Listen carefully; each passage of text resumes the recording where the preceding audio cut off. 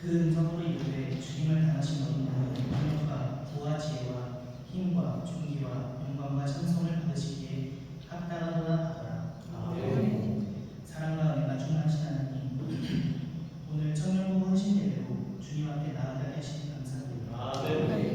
이 예배를 통해 주님을 더욱 깊이 만나고 우리의 신앙이 더욱 굳건해지는 시간이 되게 하여 주시옵소서.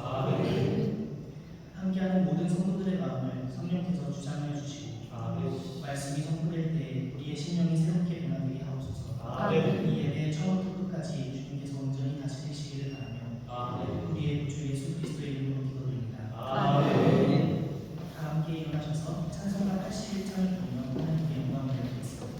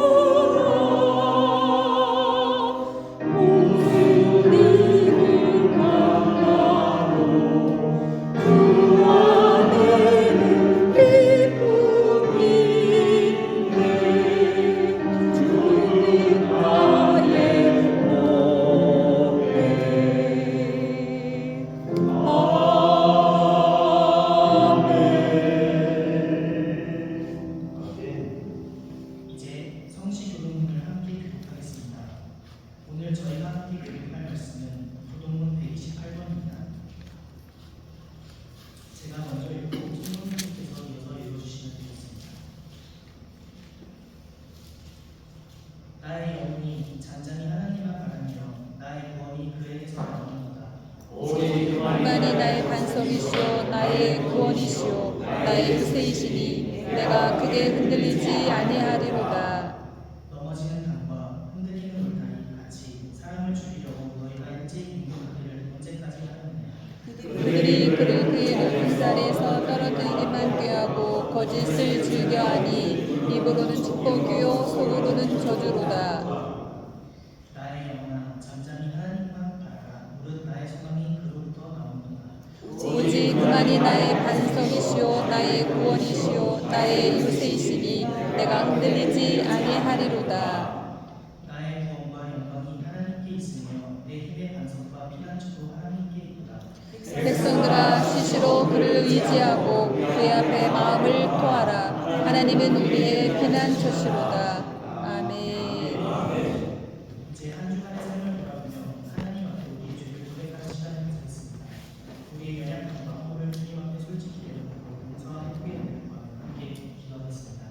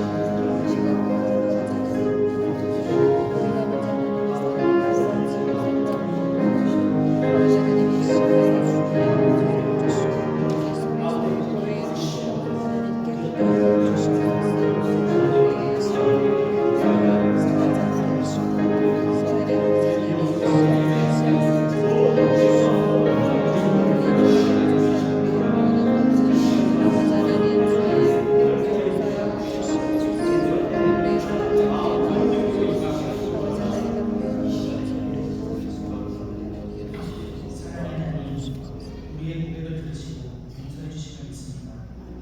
우리 마음을 깨끗하게 하시고 주님 안에서 세상을 살게 하여 주옵소서. 오늘도 우리를 향한 주님의 은혜 감사드리며 예수 그리스도의 이름으로 기도드립니다. 아멘. 그것을 내 입술에 대며 이르되 보라 이것이 내 입에 닿았으니 내 악이 제하여 주리 내 죄가 사하여졌으니라. 아멘. 다 같이 앉으셔서 찬송 94장 드리겠습니다. 찬송부의 정승현 지사님께서 무대를 떠서 기도드리겠습니다.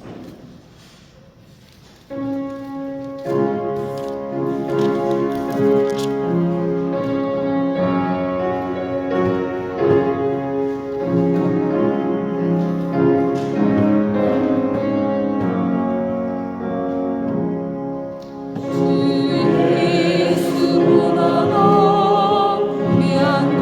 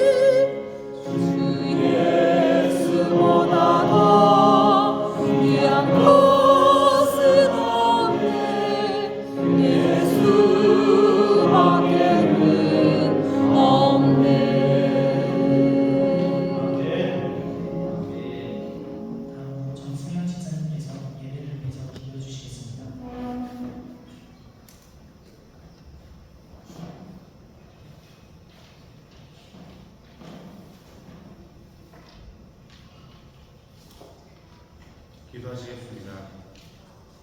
살아계신 하나님 아버지, 오늘 청년부 헌신 예배를 이곳 주님의 교회에서 드릴 수 있게 하심을 감사드립니다.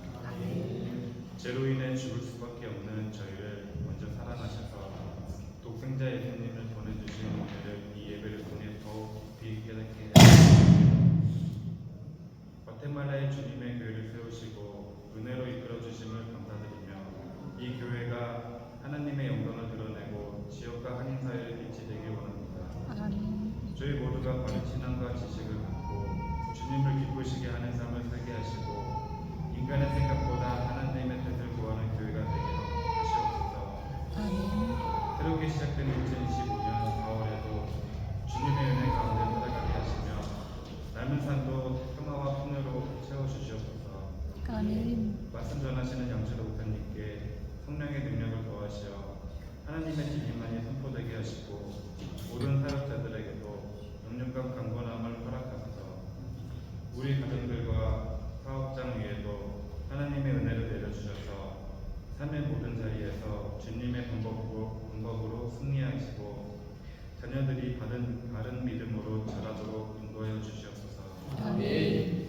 이 예배의 모든 순서가 하나님을 기쁘시게 하는 시간이 되길 바라며 예수님의 이름으로 기도드립니다. 아멘.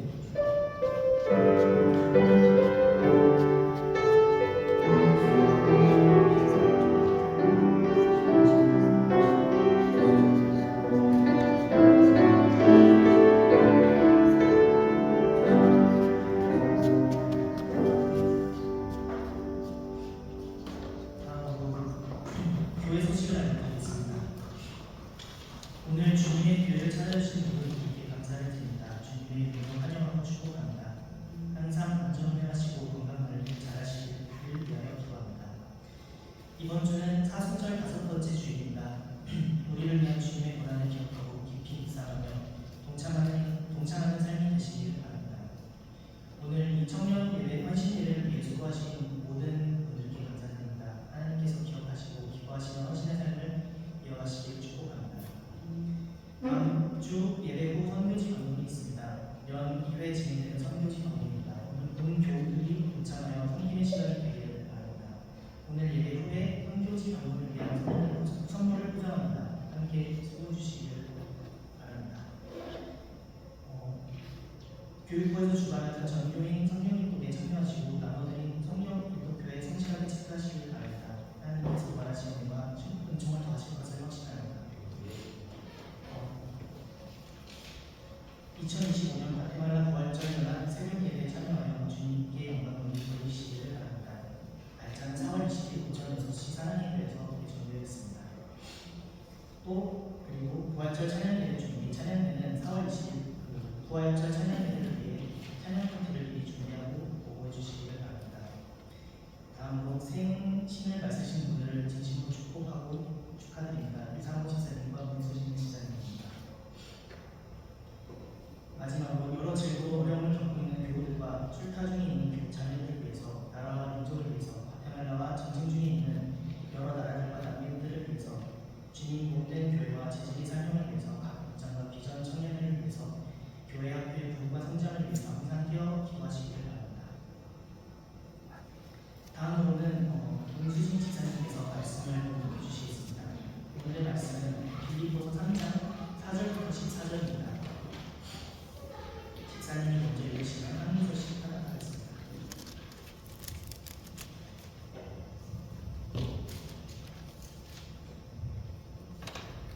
그러나 나도 육체를 신뢰할 만하며 만일 누구든지 다른 이가 육체를 신뢰할 것이 있는 줄로 생각하면 나는 더욱 그러하니 나는 8일 만에 할례를 받고 이스라엘 족속이요 베냐민 집하여 히브리인 중에 히브리인이요 율법으로는 바리새인이요 열심으로는 교회를 박해하고 율법의 의로는 흥이 없는 자라.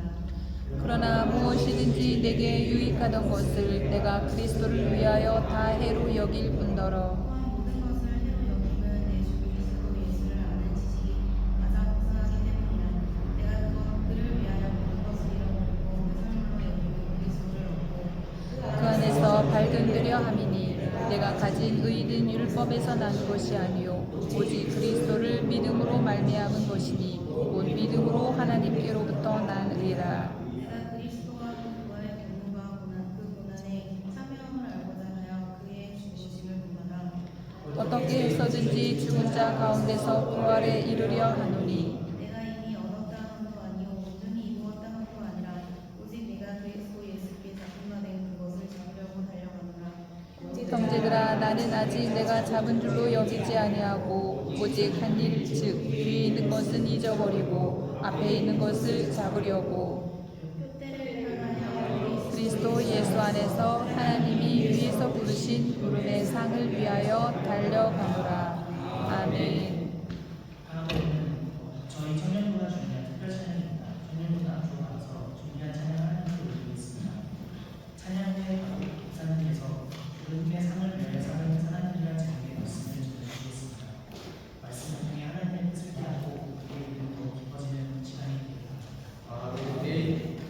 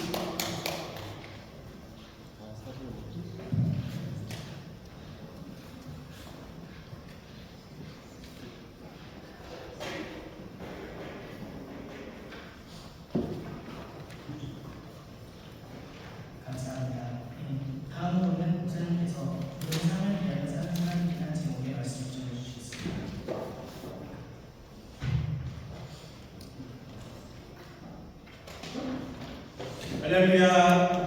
네. 감사합니다. 우리 홍일이 형제가 우리 교회 온 지 얼마 되지 않았는데 여러모로 이렇게 예배를 위해서 봉사를 해주시고 또 오늘 예배를 인도를 하시는 분, 또 예배 인도 수준을 우리 권사님들 또 우리 안수집 사님들께서 할 수가 있는데 이렇게 온지 얼마 안 돼서 이렇게 헌신하는 얼마나 귀한 일이가 참 감사하다는 생각이 듭니다.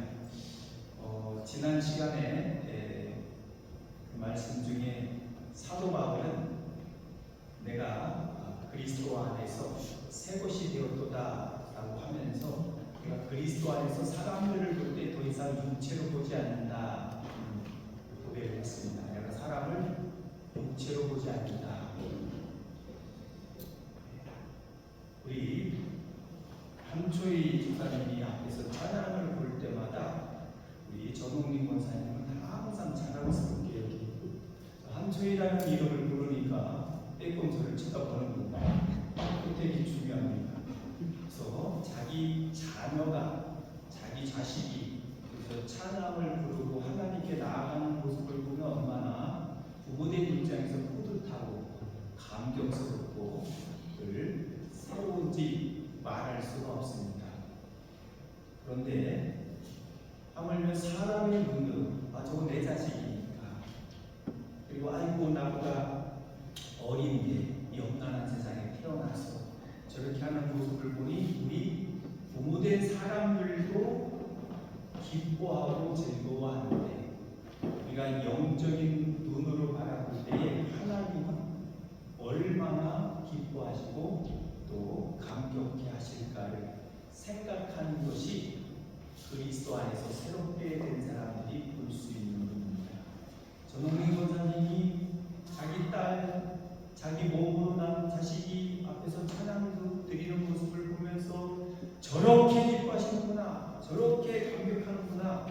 오늘 홍일이 형제가 온 지 얼마 안 됐는데 예배를 인도해줘서 너무 고맙구나. 이런 거는 우리가 육신의 눈으로도 보고 감격할 수 있는 겁니다. 그 이상으로 하나님께서는 더 그런 일들을 기뻐하신다는 겁니다. 우리가 하나님의 기쁨이 되기를 축복하고 축원드립니다. 오늘 말씀을 우리가 묵상하기 전에 가만히 생각을 해보면 이 맥락을 생각해보면 사도 바울이 복음을 전하는데 얼마나 영적인 심각한 싸움을 싸우고 있는지를 충분히 알 수가 있습니다.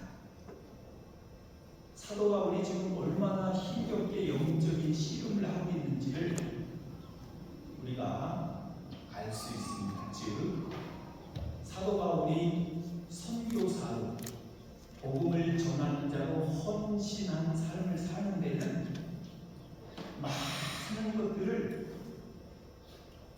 버려야 되는 것과 아우러서 많은 것들과 치열하게 싸우는 이 영적 씨름의 관계에 있다. 사도 바울을 가장 집요하게 괴롭혔던 사람들 중에 사람들이 누군지 아십니까?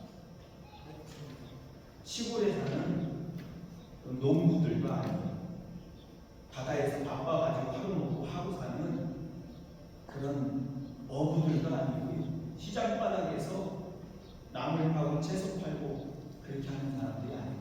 사도 바울을 가장 힘들게 했던 사람들이 누구냐? 그때 당시에는 권력이 있었던 사람들이고 또 재물도 좀 있었던 사람들이고 그리고 종교적으로도 지식적으로도 뛰어난 사람들이었어요. 그 사람들이 누구냐면 율법자, 율법학자, 바리새인 중심. 근데 이때 당시에 경제적인 부라든가 또는 정치적인 권력이라든가 지식적인 차원에서도 율법학자들은 성경에 대해서도 누구보다도 자부심과 긍지를 가지고 있었던 사람들이고 남이 인정해주든 않던 인정해주던 그들의 삶은 가능한 뭐 형식적으로라도 율법을 잘 따르는 사람으로 보여지려고 하는 사람들입니다. 스스로는 자기들이 자기들 생활에 꿀릴 것이 없다라고 생각하는 그런 사람들이 이거를 사도 바울의 복음 전도, 예수 그리스도를 전도하는데 가장 큰 핍박을 주는 사람들이었습니다. 그걸 볼 일 없는 사람들이 사도 바울을 대적한 것이 아니고 그때 당시에는 권력이나 부귀나 이런 지식적으로도 다 갖춰진 사람들이 최대의 적이 되었다. 그중에 특별히 율법주의자들이 그랬다는 겁니다. 그래서 오늘 말씀을 보면 사도 바울이 그 율법학자들, 권력도 있고 재력도 있고 지식도 갖추었다고 자부하고 있는 그 사람들을 상대로 해서 얼마나 힘겨운 싸움을 싸웠을까. 이것이 사도 바울이 하나님을 위하여 가졌던 그런 중심입니다. 인내하면서 끝까지 복음을 위하여 그리스도를 증거하기 위하여 싸운 내용이 오늘 본문의 내용입니다. 오늘 우리도 이 세상에서 자기 중심으로 살아가는 사람들, 자기 욕심과 야망을 위해서 살아가는 사람들을, 그것도 절대 다수를 위해서 우리가 싸워야 되는 이 선한 싸움의 전쟁터에 우리가 놓여 있다라는 것을 자각할 필요가 있다는 것입니다. 오늘 사도 바울의 헌신의 삶을 우리가 돌아보면서 오늘 특별히 하나님 앞에 헌신 예배를 드리는 우리 청년들은 먼저 장로가 되고, 먼저 권사가 되고, 먼저가 집사가 되어 하나님 앞에 부름을 받고 사명을 감당하는 우리 가테말라 주님에게 온 성도들이 본받고 또 교훈으로 삼을 귀한 말씀드립니다. 첫째로 사도 바울은 4절부터 7절 말씀을 보면 내가 그리스도를 위하여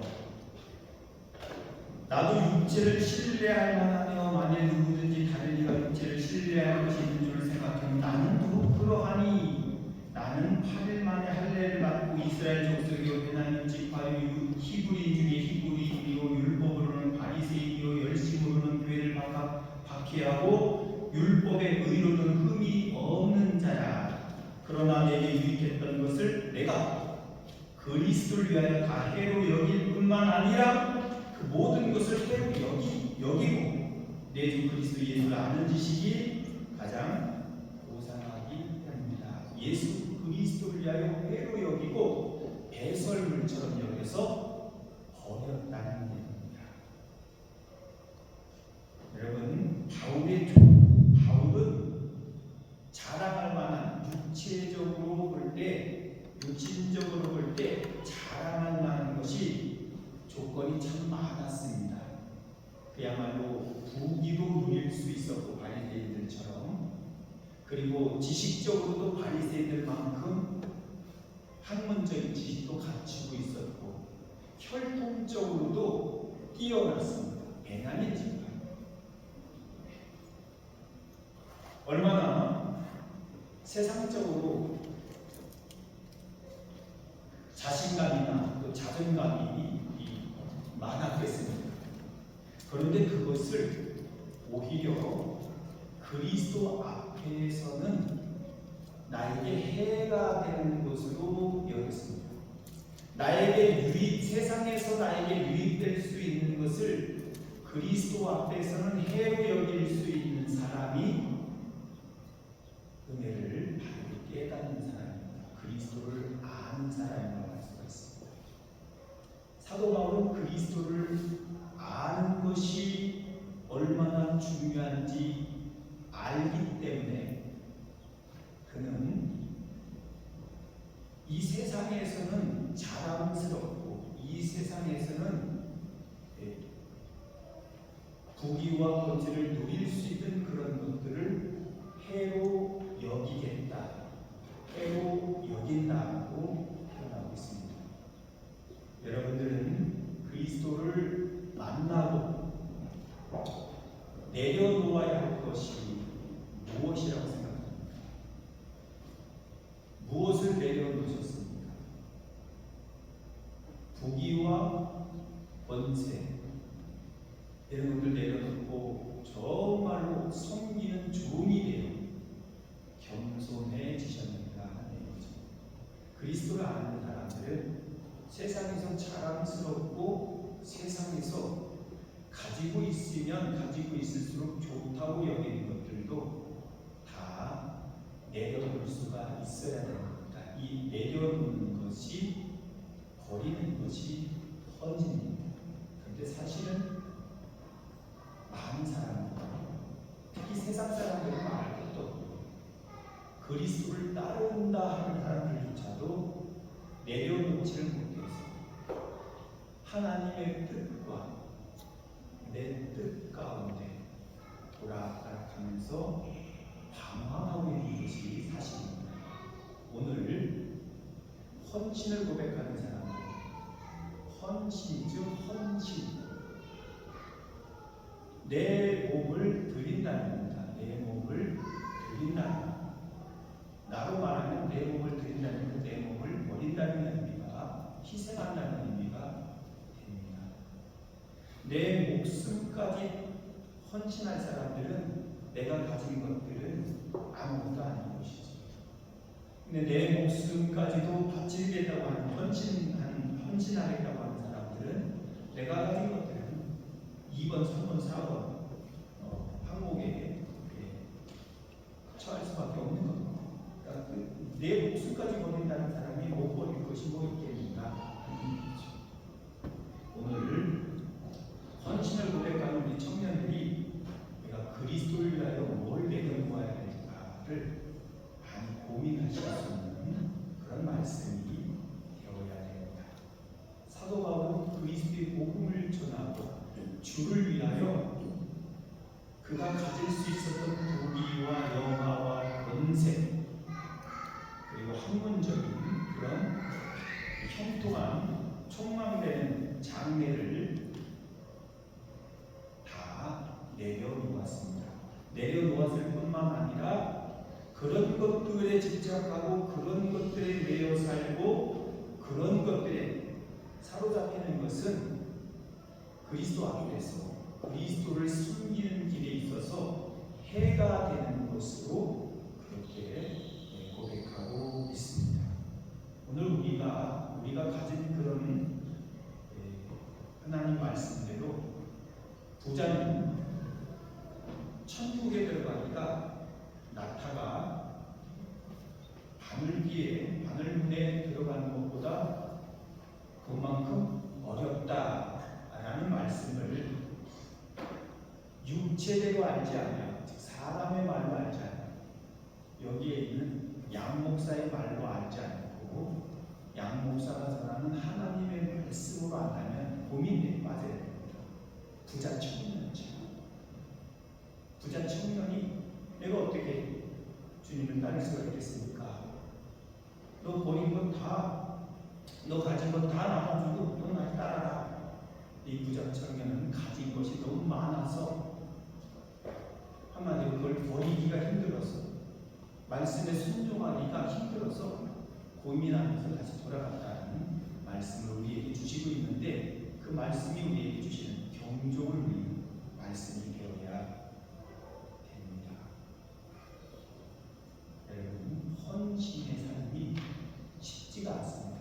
구원은 하나님의 은혜로 주어진 것이지만 우리를 구원하신 하나님의 은혜에 보답하며 헌신하면서 사는 삶은 이처럼 쉽지가 않습니다. 왜냐하면 나를 부인해야 돼. 나를 부인해야 돼. 그리고 내가 유익했던 것, 이 세상에서 유익할 만한 것들, 분명히 유익했던 것들, 내가 누렸던 것들을 다 내려놓아야 하기도 하기 때문에 그렇습니다. 목숨을 잃으면 모든 것을 잃는다고 하잖아요. 이 세상에서 내가 그리스도를 위하여 죽게 되는 일들도 비일비재할 수 있는데, 그렇다면 그리스도를 위해서 죽겠다고 헌신하는 사람, 죽을 수도 있겠다고 헌신하는 사람들은 사실은 모든 것을 내려놓지 않고서는 불가능한 일이라는 것이죠. 그 사도 바울의 이 헌신이 얼마나 위대하고 그리고 우리에게 귀중한 교훈이 되는가를 우리가 알 수 있어야 됩니다. 오늘 사도 바울이 뭐라고 고백하냐면 육체를 신뢰하지 않는다. 육체를 신뢰하지 않는 건 뭡니까? 여러분, 스펙을 이야기하는 거예요. 육체적으로 사람의 스펙을 보면, 사람이 스펙만 딱 보게 되면, 이력서를 보게 되면 이 사람의 이력서니까 이 사람이 어떤 사람인가를 대충 알 수가 있잖아요. 뭐 흔히 말하는 서울대 나오고, 아니 서울대라는 또 그렇고 일반대 아니고 신학대학 나오고, 그리고 또 선교단체에 가입되고, 또 상담사 자격증이 쭉 있는데 그런 자격증들을 쭉 가지고 있습니다. 그리고 하다못해 자동차 1급 정비사 자격증도 있고, 저처럼 바리스타 자격증도 있고, 바리스타 자격증이 있는데 제가 뭐 커피 한 잔 타봤습니다. 그렇죠? 보여지는 스펙만을 가지고 그 사람의 정체성을 알 수가 없는 거예요. 스펙만 가지고, 이력서만 가지고 그 사람이 좋은 사람이나 나쁜 사람이나 어떤 사람이나 말할 수, 신뢰할 수 없다는 거예요. 사도 바울이 그 얘기를 합니다. 육체를 신뢰할 만하면, 나도 육체를 신뢰할 만하며, 이 얘기는 뭡니까? 육체적으로는 나도 스펙이 있는 사람이야. 그런데 내가 육체적으로 내가 신뢰할 만한 것, 자랑스러울 만한 것, 여러분들이 내 스펙만 보면 우리 목사님은 적어도 이런 정도의 사람 돼야 되겠지 하면서 스펙을 요구하게 되잖아요. 뭐라고? 이 육체를 이 스펙을 보고 그 사람을 신뢰하는 문제는 다른 거랍니다. 이 세상에서 스펙이 좋고 뭐 배낭이 집하고 이런 것들,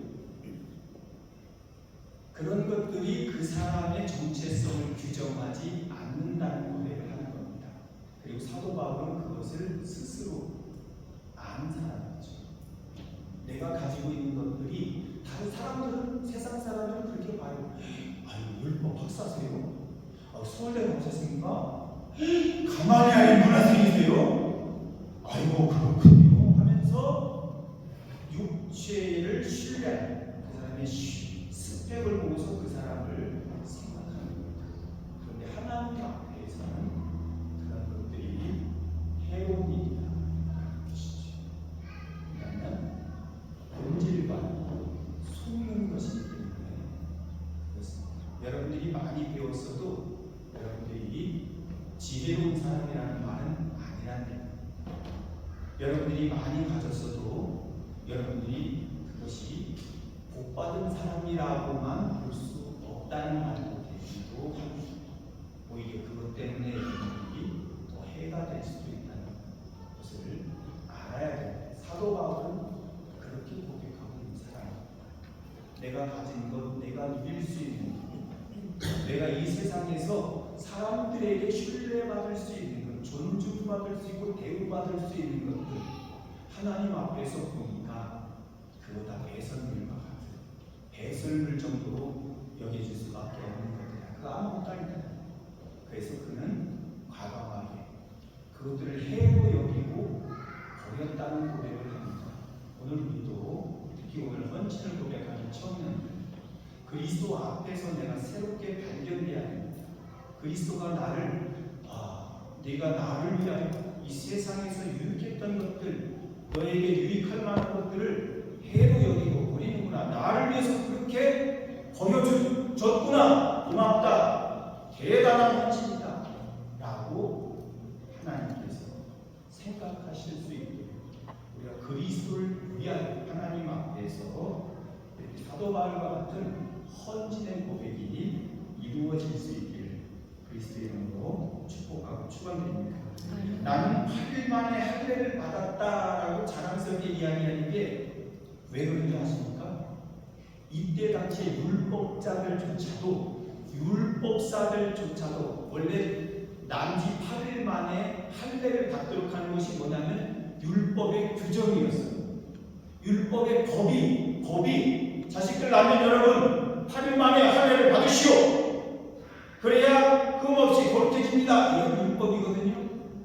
그런데 율법에 그렇게 명시가 되어 있음에도 불구하고 사람들이 8일 안에 할례를 받지 못한 사람들이 수많은 거예요.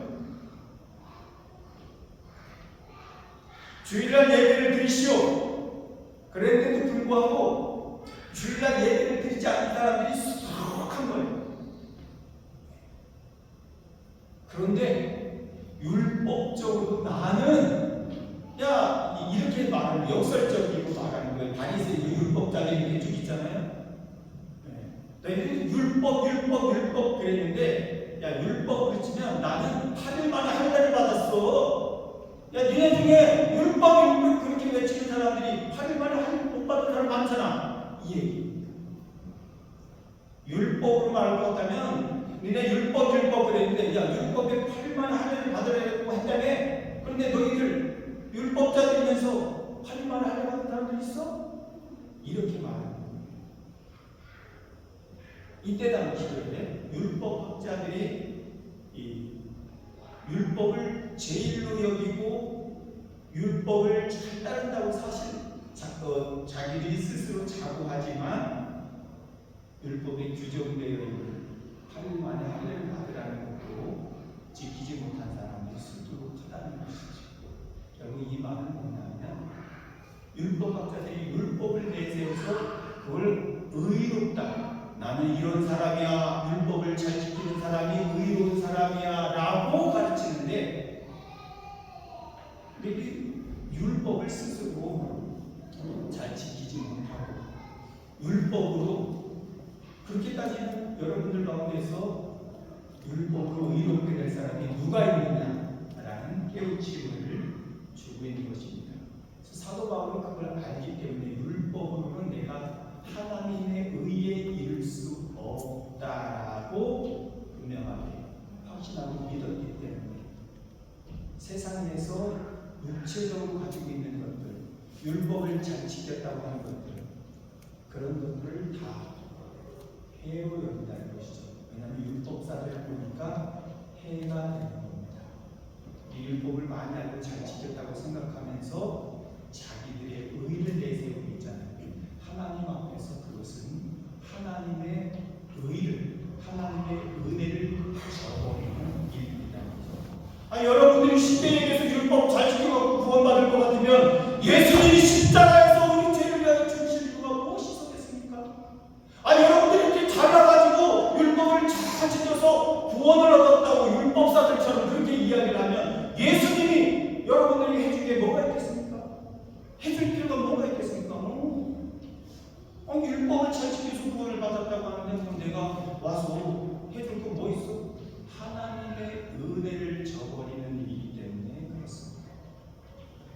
여러분들이 스펙을 내세우고 여러분들의 이름을 내세우고 그런 것들의 의지에서 살아갈 때, 그런 것들을 추구하며 살아갈 때에 한마디로 말하면 주님의 구원의 은총을 저버리는 삶이 되기 때문에 사도 바울은 그것을 나에게 해로 여긴다라고 얘기했습니다. 그것을 추구하며 살며 살수록 율법을 따라 살려고 애쓰면 애쓸수록 그것은 하나님의 구원의 은혜를 낮춰버리는 그러한 삶이기 때문에 결국은 영적으로는 나에게 해가 되는 것임을 알아야 한다는 것이죠. 오늘 헌신을 하시기에 그래서 자기를 부인하고 하나님의 은혜를 고백하는 하면 하나님께서 영광을 받으실까? 그래서 두 번째 교훈은, 첫 번째 교훈은 내려놓을 줄 아는 사람이 되어야 된다는 교훈이고요. 그리고 무엇을 내려놓을지를 좀 깊이 생각할 수 있으면 성숙한 믿음으로 나아가는 데 지름길입니다. 두 번째 교훈은 그래서 결국은 하나님을 바로 알아야 합니다. 여기 8절 말씀에 또한 모든 것을 해로 여길 수 있는 이유, 내가 해로 여기게 된 이유가 뭔지를 뭐라고 말합니까? 내 주 예수 그리스도를 아는 지식이 가장 고상하기 때문이라고 말하고 있습니다. 예수 그리스도를 알고 보니, 예수 그리스도를 믿는 그 믿음의 삶이 어떠한 것을 알고 보니 세상에서 내게 유익했던 것들을 해로 여길 수 있게 됐다는 고백이 되는 것입니다. 예수님의 은혜를 바르게 묵상하고 바르게 깨달으면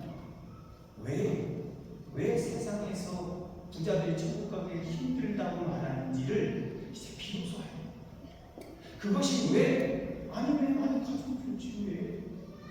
그 생각들이 왜 하나님 앞에서 나에게 영적으로 해가 되는지를 알게 된다는 것입니다.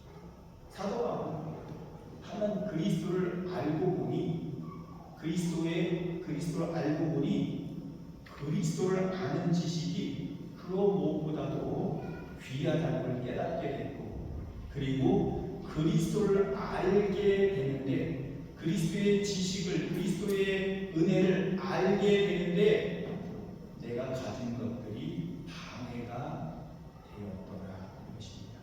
그래서 사도 바울이 다른 말씀에서 표현하기를, 사람들이 다 달리기를 하는 표현으로 운동장에서 경기하는 사람들이 다 있잖아요. 뭐라고 합니까? 무거운 것과 얽매이기 쉬운 것들을 벗어버리고 달려가야 된다고 표현하고 있습니다.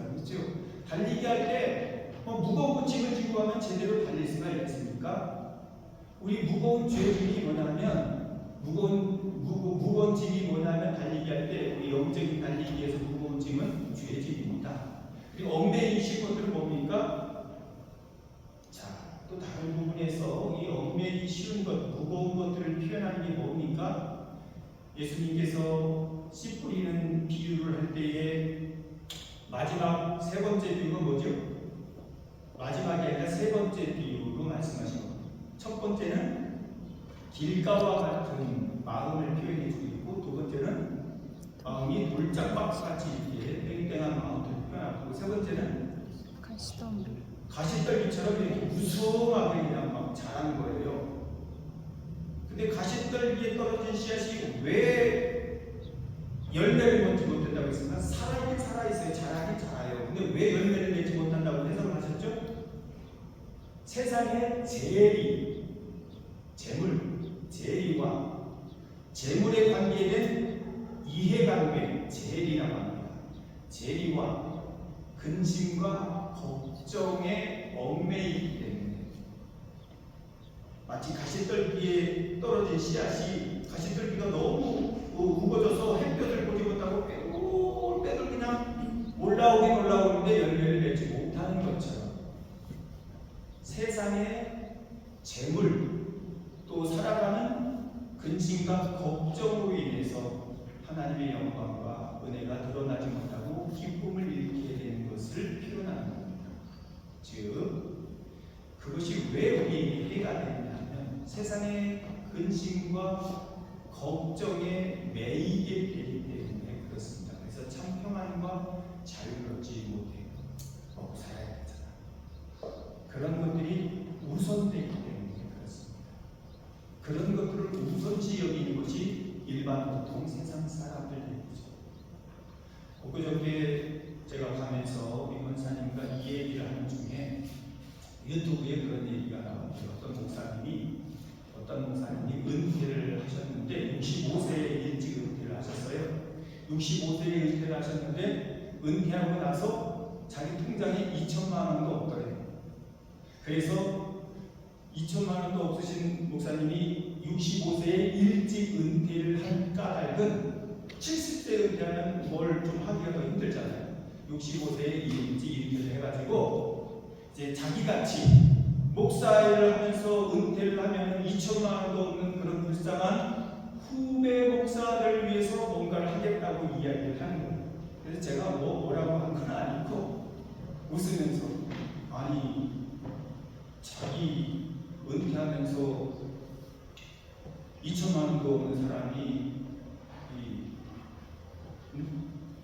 앞으로 열심히 벌고 또 힘쓰고 애쓰고 살아도 자기 살아가기도 바쁠 텐데 나도 은퇴하면 내 통장에 2천만 원도 없는데 내가 그 얘기를 하면서 나 같은 이 불쌍한 후배들을 뭘 생각해 줄 수 있을까 참 기대가 되고 또 한편으로는 이해가 안 된다 이런 이야기를 주고받은 적이 있습니다. 그렇죠?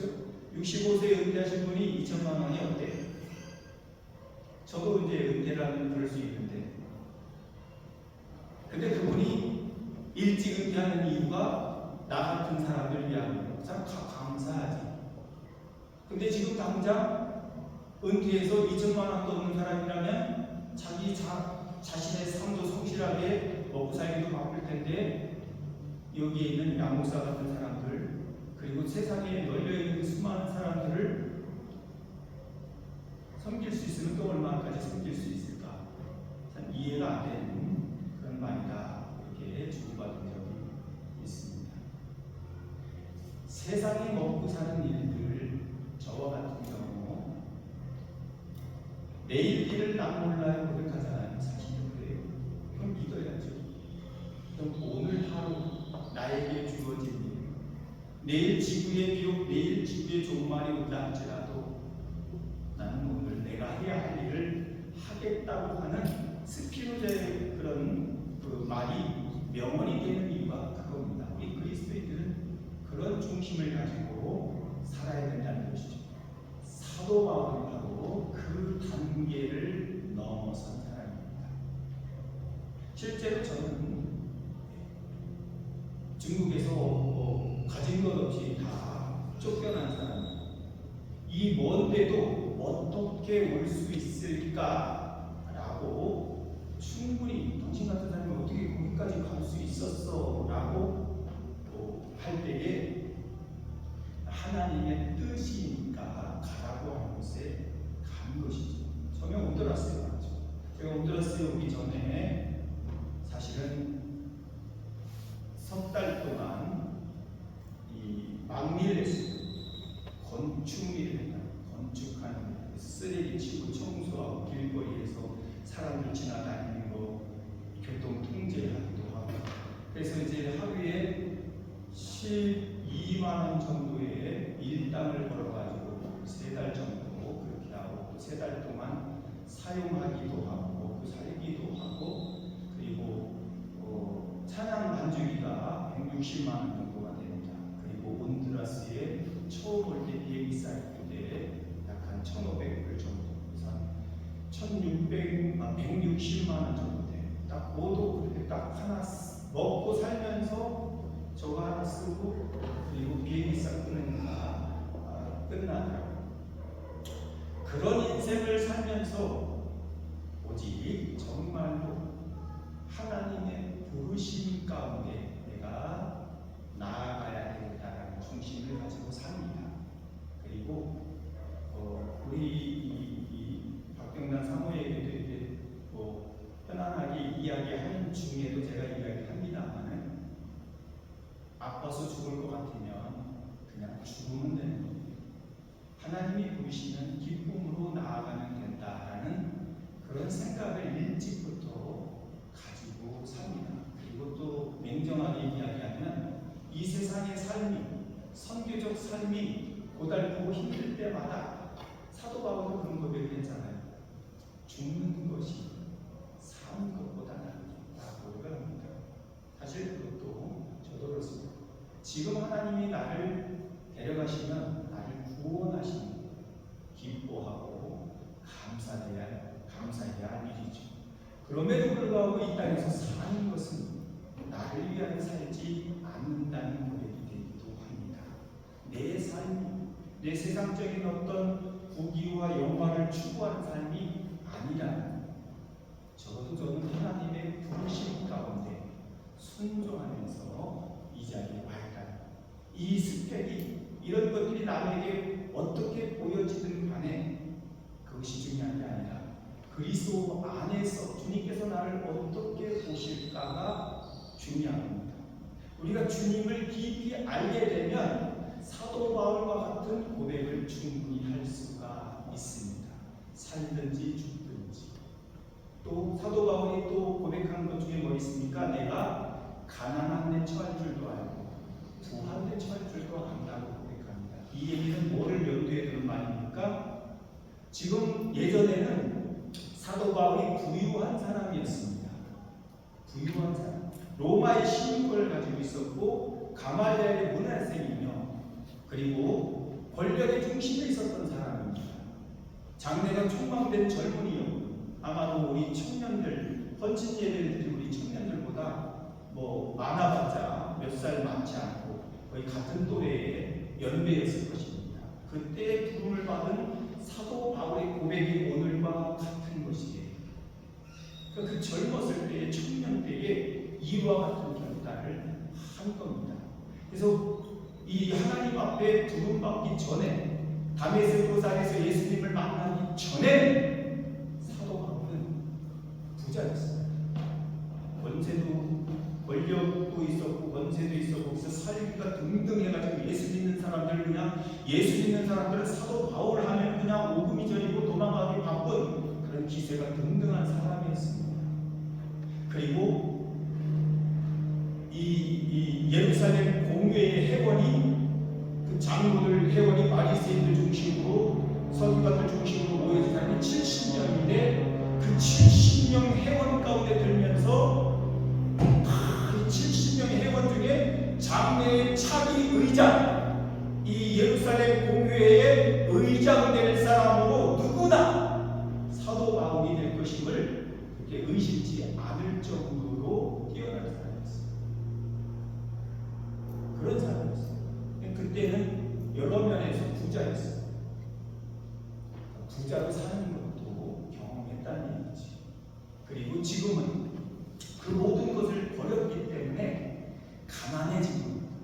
여러분 의도적으로 가난한 사람도 있고 어쩔 수 없이 가난해지는 뭐 망하면 가난해지는 것 아니겠습니까? 회사에서 떨려나면 삶이 가난해지는 것 아니겠습니까?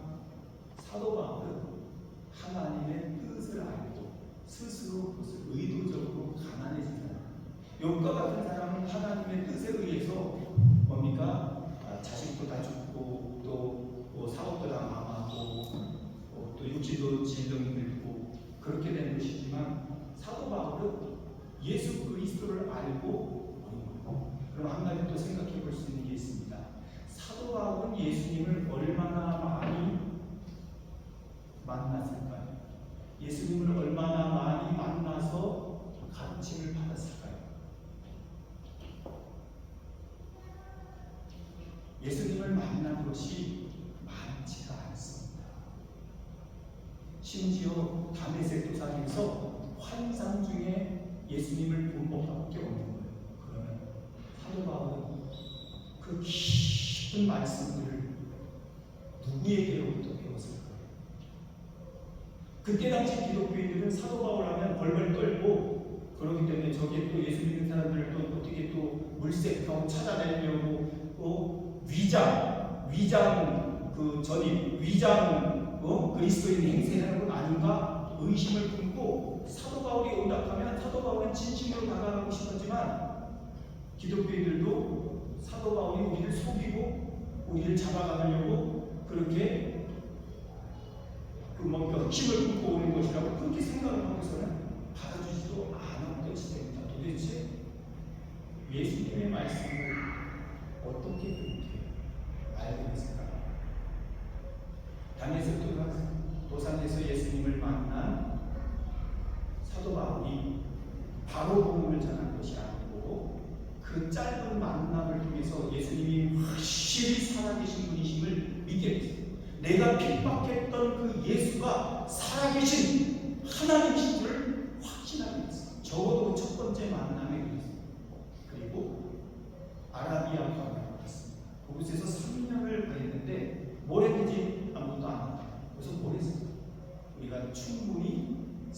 수 있는 그 광야에서 끊임없는 묵상, 하나님과의 기도, 하나님의 뜻을 헤아리면서 예수님을 발견하고 예수님을 배우고 예수님의 음성을 들으려고 기도하고 몸부림쳐서 것입니다. 3년 동안 그 외로운 광야에서. 그래서 이 헌신의 사람이 태어날 수 있게 된 것이죠. 우리가 인간적인 눈으로 보면 예수님 교훈 한번 환상 중에 한번 말하고서는 예수님을 잡아 가두던 사람이 어떻게 하루아침에 저렇게, 그리고 이 말씀들이 숱한 말씀들이 어디서 그렇게 깊은 지식과 영적인 어떤 명성이 흘러나올 수가 있겠는가? 얼마든지 생각할 수 있습니다. 심지어 실제로 고린도 교회 같은 경우 또 많은 성도들조차도 사울도 선지자다 그런 말씀이 있었던 것처럼, 사울도 선지자다 이런 사람이 있었던 것처럼, 바울도 예수님의 제자냐? 바울이 사도냐? 사도들은 예수님이 직접 가르침을 받은, 예수님에게 직접 사사받은 그런 사람들, 예수님이 직접 부르신 사람들을 의미합니다. 우리 모두가 다 예수님의 제자지만 뭡니까? 예수님의 그 사도라고 할 때는 다른 의미들, 바울도 사도냐라는 말까지도 들었답니다. 근데 분명히 예수님이 부르신 건 사실이죠. 예수님이 부르셨잖아요. 예수님이 직접 일대 제자가 되어서 사도라고 합니다. 세상 사람들은 그것만 보고, 세상적인 육신적인 스펙만 보고 바울을 그렇게 생각하지 않았다는 것이죠. 결과적으로 뭐냐 하면 예수님을 아는, 예수를 아는 지식이 가장 고상하기 때문이라 그랬는데, 이 단계까지 우리가 성숙해 나가야 되는 것입니다. 예수님을 알기 위하여 여러분 명상하고 말씀을 듣고 기도하고 이런 인구의 훈련들이 필요하다는 겁니다. 예수님은 지식적으로만 알고서는, 지식적으로 아는 예수님 가지고서는 예수님과 교제할 수가 없습니다. 관계는, 신앙은 지식이 아닌 관계입니다. 관계. 지식적으로 아는 것은 예수님을 아는 게 아닙니다. 그 지식적인 아는, 신앙은 관계적으로, 관계가 개선되어져야 됩니다. 그래서 사도 바울은 체험적으로 예수 그리스도를 알기 때문에 그 안에서 진정한 평화와 믿음의 길을 걸을 수가 있었습니다. 예수님을 알지 못하고, 쉽게 얘기하면 예수님을 알지 못하고 하는 헌신, 지식적인 헌신은 진정한 것이, 주님 앞에서 진정한 것을 인정되지 않는다. 우리가 눈으로 볼 때는 종아랑 되지 않나? 라고 하는데, 하나님께서 우리를 어떻게 보시는지가, 주님이 우리의 삶을 어떻게, 우리의 헌신을 어떻게 받으시고 보시는지가 더 중요하다는 겁니다. 우리가 그리스도 안에서 우리 이렇게 새롭게 된 우리의 삶이 발견되어야 됩니다. 사도 바울은 그 표현을 씁니다. 그리스도 안에서 내가 발견되어지기를 원한다고 고백합니다. 저 사람 보면 볼수록 새로운데, 저런 면이 있었네, 이런 것처럼 그리스도께서 우리를 보실 때, 우리의 헌신과 우리의 삶을 보실 때 믿음으로 바라보고 인정되어지는 삶이 되어야 됩니다. 우리가 잘 알듯이 예수님의 이름으로 선교사 노릇도 하고 복음도 전하고 헌신도 하고 귀신도 쫓아내고, 귀신 한번 쫓아내봤으면 좋겠네요. 근데 귀신을 못 쫓아낸 것 같습니다. 수없이 귀신을 쫓아내는 것, 마귀를 대적하고 싸우는 것이 엄청 쌓입니다. 어떤 사람은 귀신을 쫓아내봤으면 좋겠다고 말하는 그리스도인이 있는데, 그거 있잖아요. 그 사람의 그 말이 그 사람의 믿음의 수준을 드러내고 있는 거예요. 여러분들 영적 싸움이 뭡니까? 결국은 마귀, 귀신, 사탄하고 싸우는 일이에요. 그 이제까지 귀신 한번 쫓아내봤으면 좋겠네. 그 사람이 의도하는 것은 막 귀신 확 들고 막 이렇게 하는 사람들을 예수의 이름으로 막 이러고 싶어. 그래서 사람들 앞에서 능력의 종이라고 이렇게 추앙을 받고 이렇게 하는 것을 원하는 것일 수가 있는데, 사실 우리 삶 속에 늘 내 마음속에 침투해 들어오는 마귀와 귀신과 사단과 늘 싸움, 영적인 씨름을 하고 있다는 걸 알아야 돼요. 그리고 여러분들은 오늘도 오늘 아침에 새벽에 일어났는데 예배드리기 싫다, 내가 싫은 게 아니라요, 마음이 너무 그런데 내 육신과 내 마음에 악한 영이 들어와가지고 날씨도 좋은데 쉬었으면 좋겠다, 맛있는 거 먹고, 이런 마음이 드는 거예요. 누가 들어온 거예요? 내 마음과는 상관없이 마귀가 내 연약한 육체를 통해서 내 빈약한 지식, 영적인 지식을 통해서 나에게 들어옵니다. 근데 어떻게, 제가 이 자리에 지금 나왔잖아요. 사명을 감당하고 있죠. 승리합니다. 마귀를 물리치고 있죠. 여러분들도 마귀를 물리치고 이 자리에 나온 겁니다.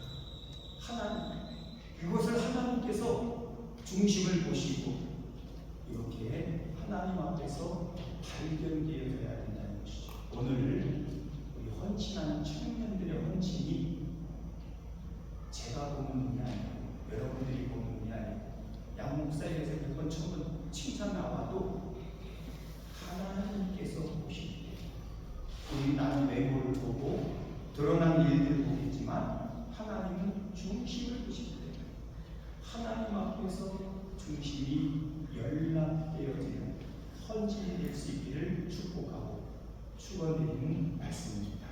오직 주님을 더 깊이 알고 그리고 주님의 부르심에 합당하게 응답하며 주님께서 자기를 믿고 따르는 사람, 주를 위하여 목숨을 버린 사람, 주를 위하여 이렇게 나에게 유익됐던 것들을 버리고 헌신하는 사람들에게 상 주심을 믿고 아름다운 헌신의 삶을 계속해서 이어갈 수 있기를 그리스도의 축복하고 축원드립니다.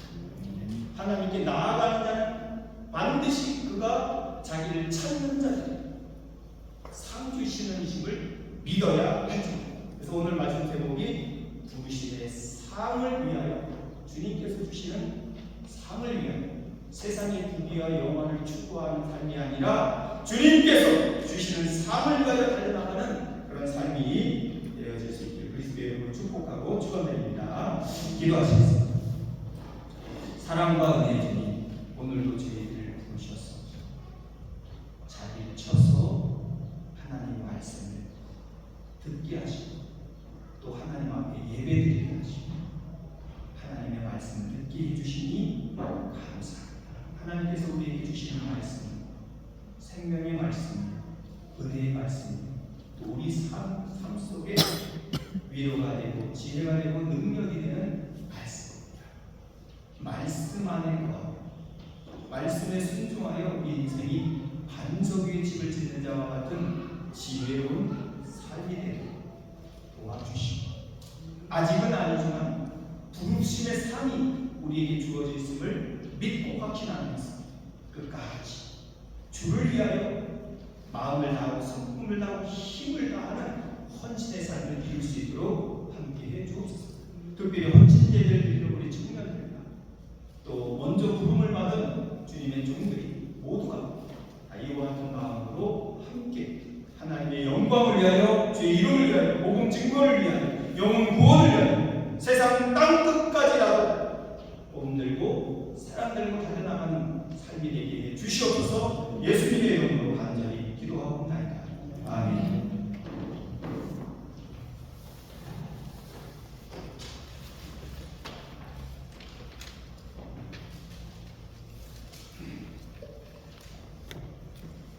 다음으로는 찬송가 213장을 드리겠습니다. 보시면서 준비한 일을 하나님께 드리겠습니다.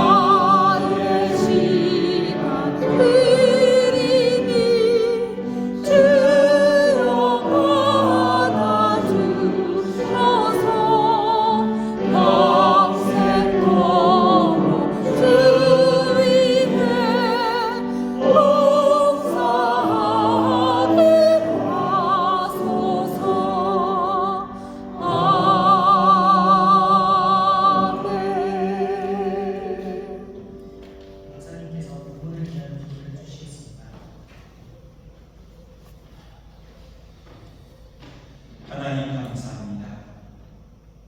주님의 부르심의 은혜를 감사드립니다. 오늘도 귀한 생명의 말씀을 주님께서 세우신 종을 통해서 들려주시니 감사합니다. 우리를 위한 생명의 말씀, 복된 말씀, 우리가 가슴에 새겨듭니다.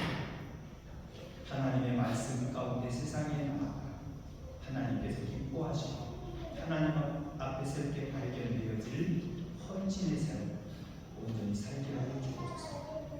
이 시간에는 오늘 하루 동안에는 또 한두 시간씩 하나님 앞에 헌신하는 예배를 드리며 우리 시간을 헌신하는 하나님 앞에 예배를 드립니다. 또 선교지에 가서 시간과 물질을 드리며 또 우리가 헌신하기를 원합니다. 우리가 살아가는 모든 것 주를 위하여 헌신하며 주께 영광이 되는 삶을 살아갈 수 있도록 열림해 주옵소서. 지난 한 주간도 주님의 은혜를 감사하여 감사의 영을 들고 하나님 앞에 영광을 드릴 손길이 있습니다. 우리 하나님 기쁘게 열반해 주시고 더 많은 감사가 깨달아지고 더 많은 것으로 감사할 수 있는 풍성한 은혜를 날마다 더하여 주옵소서. 그래야 감사의 연보가 넘쳐나게 해 주옵소서. 또한 모든 것이 주님 것이며 주님께로부터 왔음을 고백하고 열의 하나를 위하여 11조의 예물을 드린 손길이 있습니다. 그 믿음 위에 복을 더하시고 그 산업에 복을 더하시며 그 자녀와 자녀들 가운데 예배로 하나님의 은혜를 더하여 주시옵소서. 끊임없이 하늘의 신령한 은혜와 땅의 기름진 축복으로 공급해 주옵소서. 더 많은 것으로 하나님 앞에 영광 돌릴 수 있도록 모든 일들을 형통하게 하시고 그 은혜를 누리게 하여 주옵소서. 또한 몸으로 헌신하며 수고하는 모든 종들이 있습니다. 저들의 헌신과 수고가 헛되지 않고 저들의 땀방울이 헛되지 않고 아름다운 결실로 아름다운 보람으로 은혜를 얻게 도와주시고 하나님께 감사하며 기뻐하며 영광 돌리게 해주시고 영혼이 구원되어지는 것을 또 우리가 섬기는 사람들이 함께 즐거워하며 기뻐할 때 하나님께서 더 없는 은혜와 은총으로 건강의 복으로 함께 하시고 그리고 또 물질의 복으로 함께 하셔서 나누고 섬기며 베푸는 데 부족함이 없도록 또 하나님의 거룩한 사명에 힘써서 헌신하는 데 부족함이 없도록 우리 하나님께서 은혜를 더해 주옵소서. 꽃꽂이를 하여 강단을 장식하는 그 종들과 또 교회를 청소하고 관리하는 종 그리고 찬양과 악기를 통해서 음향 조절을 통해서 찬양 인도를 통해서 하나님 앞에 예배를 돕는 주의 종들과 그리고 음식을 장만하여 대접하며 성도의 교제를 위하여 헌신하는 그 종들을 다 기억해 주시고 때에 따라 보시는 풍성한 은혜로 하나님께서 갚아 주시옵소서. 기쁨이 충만한 교회, 연보가 넘쳐나는 교회, 사랑이 넘쳐나는 교회, 하나님 말씀 안에 든든히 서가는 교회, 행복하고 건강한 교회가 되도록 우리 하나님께서 날마다 생명의 말씀으로 우리 육신의 강건한 은혜를 이 땅에서 필요한 모든 넉넉한 것을 채워 주시옵소서. 간절히 사모하며 예수님의 이름으로 축복하고 기도하옵나이다. 아멘.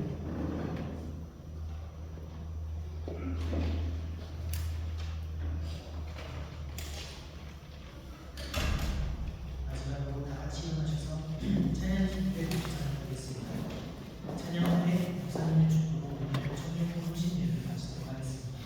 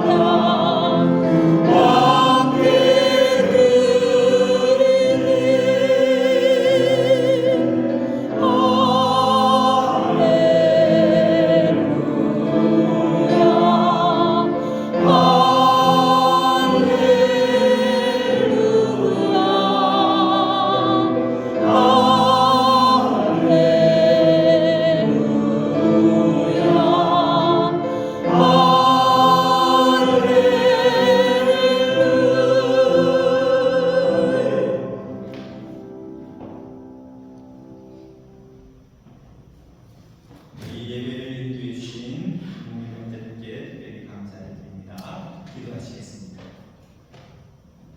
이제는 주 예수 그리스도의 은혜와 하나님 아버지의 극진하신 사랑과 성령님께서 감동, 감화, 위로, 교통 충만케 하시는 그 은혜가 하나님께 나아가는 자, 하나님께 헌신하고자 하는 자, 그가 그 부르신 자들에게 상 주시는 것을 믿어야 할 것이라는 말씀을 가지고 그 부르심의 상을 위하여 헌신하고 믿음으로 달려가고자 결단하는 몸된 교회의 젊은 청년들과 먼저 부름을 받은 자로 달려나가고 있는 믿음의 종들과 과테말라의 모든 믿음의 권속들과 주님의 부르심을 위하여 수고하는 모든 종들 가운데 그들의 자녀들과 허락해 주신 모든 생업 위에 이제로부터 영원토록 함께 하시기를 간절히 축원하옵나이다.